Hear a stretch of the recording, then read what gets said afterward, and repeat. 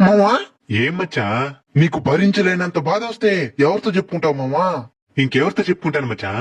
మా అన్న గణపయ్యతో చెప్పుకుంటాను. అన్న మన తండ్రి శివయ్యకి గణపయ్య కొడుకైనప్పుడు మనకి అన్ననే కదా అర్థమా? అవును మామా. గణపయ్యని తండ్రిగా భావించే వాళ్ళు కూడా ఉంటారు. ఒక్కొక్కరు ఒక్కొక్కలా పూజిస్తారు. సరే బాధ వస్తే గణపైకి చెప్పుకుంటావు, ఒకవేళ ఆయన పట్టించుకోపోతే? భక్తుల బాధలను వినడానికి ఆయన అంత పెద్ద చెవులు పెట్టుకుని రెడీగా ఉండేది. పట్టించుకోకుండా ఎట్టుంటాడో? ఖచ్చితంగా పట్టించుకుంటారు మామా. ఒకవేళ పట్టించుకోలేదు అనుకోమన్నాను, అప్పుడు ఎవరికి చెప్పుకుంటావు?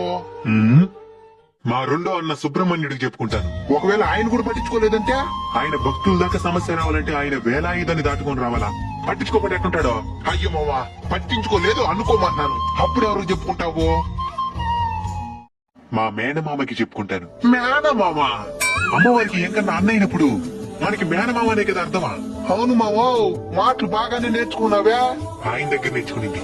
సరే ఆయన కూడా నీ బాధలు పట్టించుకోలేదనుకో, అప్పుడేం చేస్తావు? ఆపద ముక్కుల వాడు అనాథ రక్షకుడని ఊరికే అనలేదు ఆయన్ని. ఎన్నిసార్లు చెప్పేది నీకు? అనుకో అన్నాను. నా తండ్రి శివయ్యకి చెప్పుకుంటాను. ఆయన కూడా పట్టించుకోలేదంటే? రాక్షసులకి సైతం వరాలనిచ్చేటంత కరుణామయుడు నా తండ్రి. అలాంటిది బిడ్డని పట్టించుకోకుండా ఉంటాడా? పట్టించుకోలేదు అనుకోమన్నాను, ఇంకెవరికి చెప్పుకుంటావు? మా అమ్మకి చెప్పుకుంటాను. ఆమె కూడా పట్టించుకోలేదనుకో. అమ్మ ప్రేమ అనంతం, అమ్మ కోపం విధ్వంసం. బిడ్డ బాధపడుతుంటే తండ్రైనా ఒక క్షణం ఆలస్యం చేస్తాడేమో గాని తల్లి అరక్షణం కూడా ఆలస్యం చేయదు. కరుణతో కంటికి రెప్పలా కాపాడుకునేది ఆమె, ఖాళీగా మారి కాలాన్ని సైతం మింగేసేది ఆమె. అందుకే పెద్దలంటారు, అమ్మదై ఉంటే అన్నీ ఉన్నట్టే.